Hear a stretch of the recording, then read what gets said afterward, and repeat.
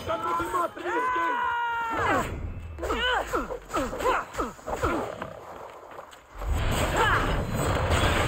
have to be careful around this one.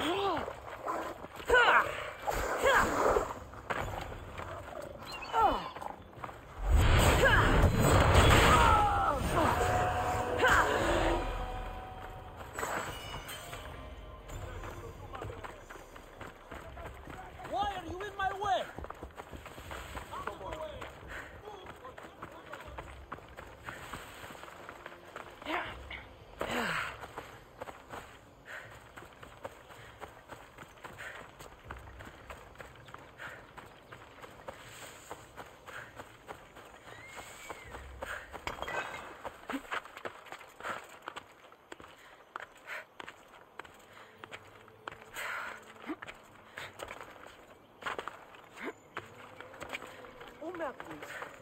O Ira and Aphrodite, please grant my daughter the virtue of obedience. Eagle Bearer, you bless this temple with your presence. If I may ask, I'm having a little problem. I'm not the problem. I'm a Spartan. You keep at home supervising farmers while I could be out in the world finding adventure. You give my brothers the chance to explore. Why not me? An explorer, are you? So you're the eagle bearer everyone's been talking about. I hope you live up to your reputation. I'm Zotheras. Could you please educate my daughter to behave as a Spartan woman should? If both you and Zophorus agree, I'll train your daughter to be a fine Spartan. Beginning with her physical strength, of course. It's the only way she can keep your household safe and prosperous. The eagle bearer is right, Mater. Spartan women must be strong. You can call me Cassandra. I suppose if the Eagle Bearer says it. All right. Train my daughter as you see fit. Let's begin your training with running. Try to keep up. But Spartans never run. Only cowards do. Why should I train in running? Strong legs mean you'll thrust your spear with more force. And yours do seem very strong. Let's race through the theater to the entrance of the Dromos. Last one there's a wounded goat.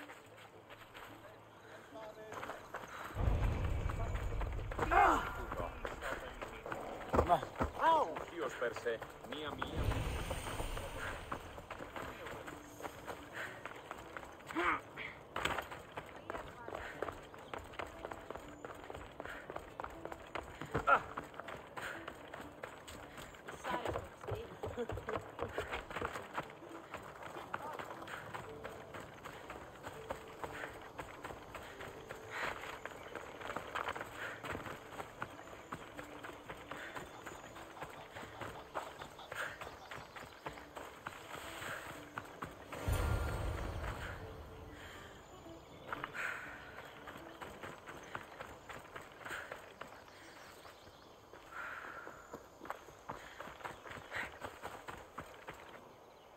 Glad you could make it. I'll get you next time.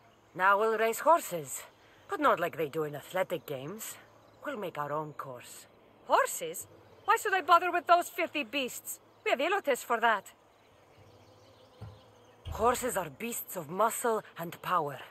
You'll never understand until you hold one between your thighs. Well, when you put it that way, ride on. Let's race to the bridge south of Sparta. Ready? Go!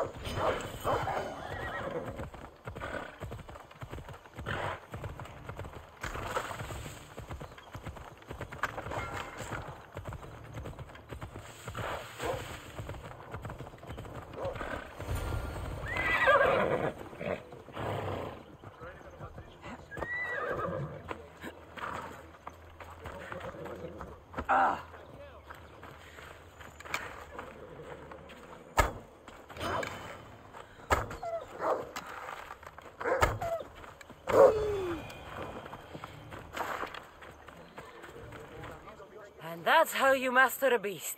That was more speed than mastery. How are my lessons so far, Zoferes? Not bad. But why did you decide to teach me anyway? Don't you have more exciting things to do? Treasures to find, tyrants to depose. The secret is, by teaching a skill to someone else, you're also improving your own technique. That's the only way you'll both reach peak performance. You'll have to show me your technique. Do you have a suggestion for our next bit of training? There's a place I found in the southern hills with a wonderful view. Will you go there with me? I like the view already, but let's go. So, does that bird follow you everywhere? Icaros? Yes, he likes to keep an eye on me. Are you jealous? If you don't mind being watched, I don't either. Did Zeus give you any special powers? You know, Achilles got invulnerability, Heracles the strength of a god. If you know the old stories, you know what Zeus is especially good at. If you have that kind of talent, just call me Pandora.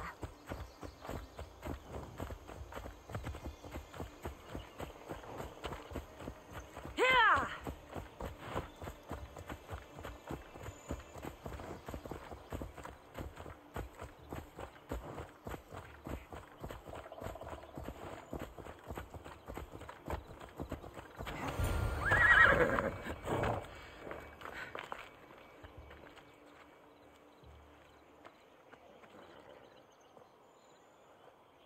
Beautiful, isn't it?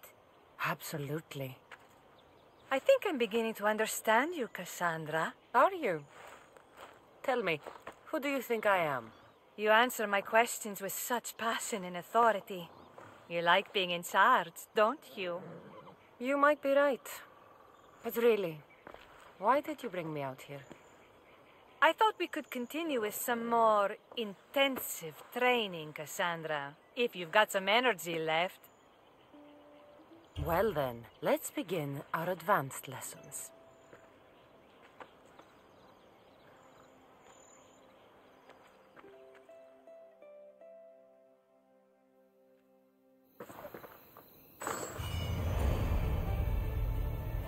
Thanks, Cassandra. You inspired me to train harder.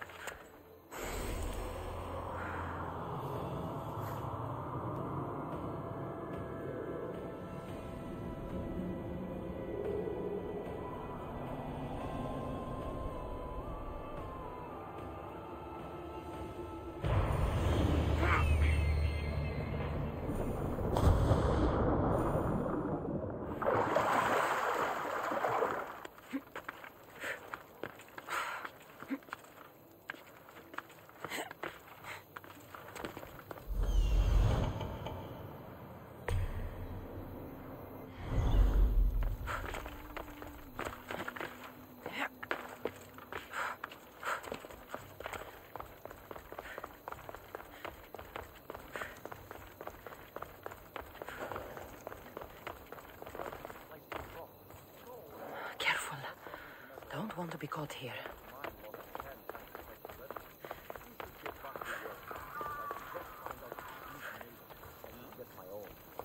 This is a restricted area.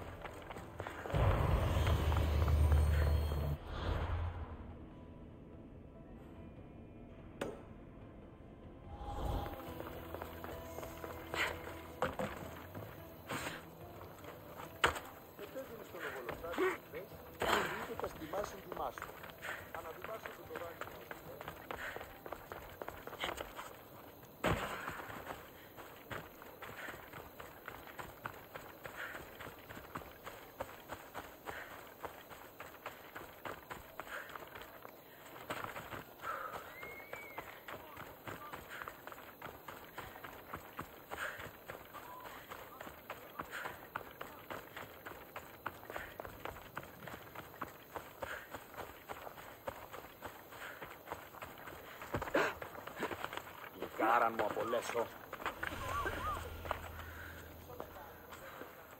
You are the Eagle Bearer. Wonderful. Magistrate Xanthi has spoken highly of you.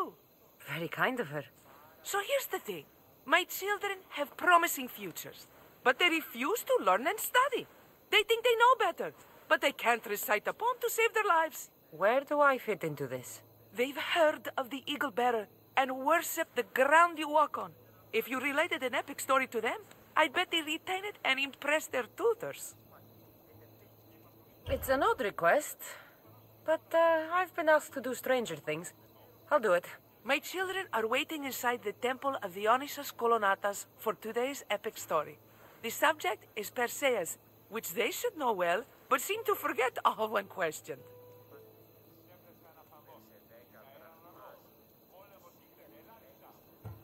Perseus? I know his story well, as if we were cousins, both raised at the base of Mount Olympus. Do not fear. I will hold your children fast with my tail.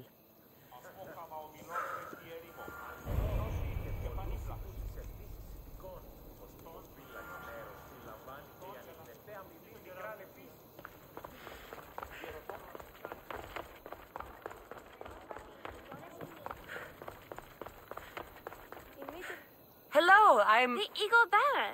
We've heard all about you. Are you going to tell us a story today? Do we have to listen? We've heard it 100 times. Yes, that's me. And yes, I'm telling you a story.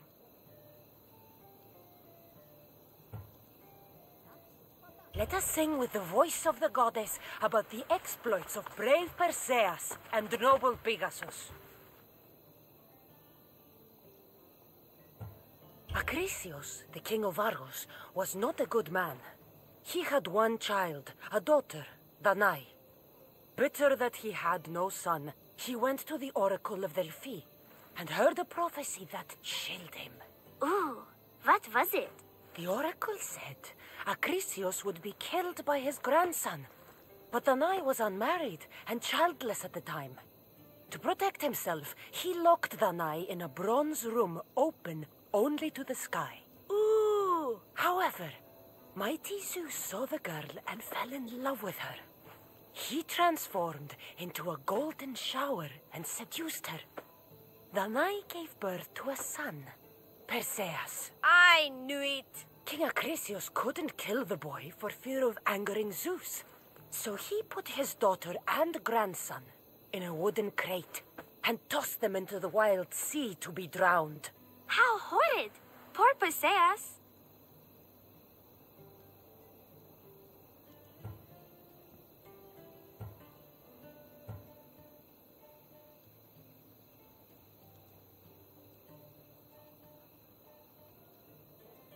Perseus and his mother Danae were rescued on the island of Seriphos, and Perseus grew up under the care of a kindly fisherman, Thictis.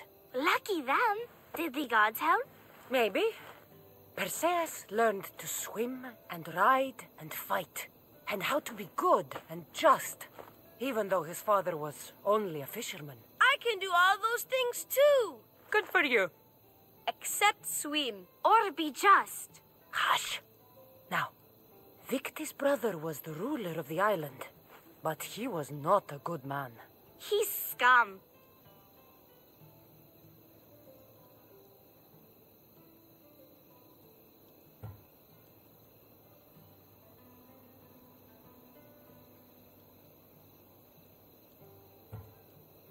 The cruel king of Seriphos, Victis' brother, Polydectes, decided he wanted to marry Danae, for she was still beautiful and noble.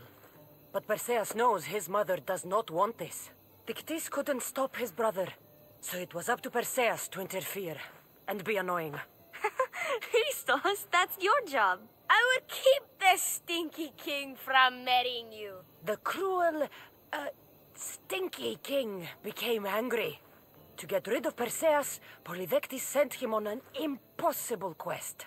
Prove yourself a warrior and fetch me a worthy wedding gift, the king said, by killing a great monster. I knew it! Shh, I knew it too.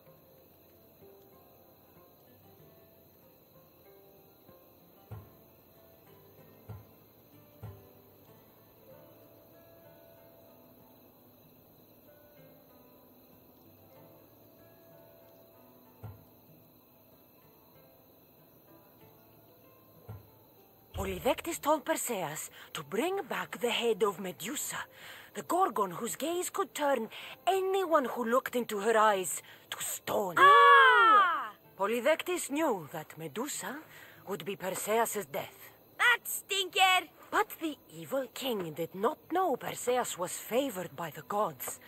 Hermes gifted Perseus with winged sandals and a silver sickle, and Athena gave him a bronze shield, polished, mirror bright. Perseus flew to Medusa's lair and used the shield to watch her reflection. He cut off her head with the sickle of Hermes. As she died, the winged foal Pegasus sprang from her neck. Yes! Flying home, Perseus found the maiden Andromeda chained on the Ethiopian cliffs, waiting to be sacrificed to the baleful sea monster Ketos. Perseus used Medusa's head to turn Ketos to stone, rescued Andromeda, and married her. Take that, Ketos! Perseus returned home to find King Polydectes relentlessly pursuing Danae. They quarreled, and Perseus showed the king his wedding gift.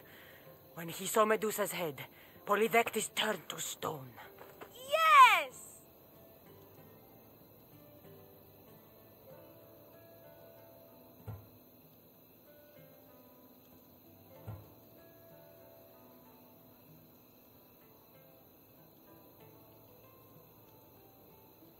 Perseus traveled to Argos with his family, and one day competed in the Great Athletic Games. He hurled the discus, and his throw was so great that it shot into the stands and struck King Acrisius. So doing, Perseus killed his grandfather and fulfilled the prophecy. Hurrah! You can't escape your fate. In the end, Perseus and Andromeda settled in Mycenae as king and queen, and had 7 sons and 2 daughters, the Perseidae. That was a great telling of the tale. I'll never forget it. Maybe the best. I can't wait to tell all my friends. Aw, thank you. I couldn't help overhearing the end of your story. Truly inspiring, Eagle Bearer. Thank you.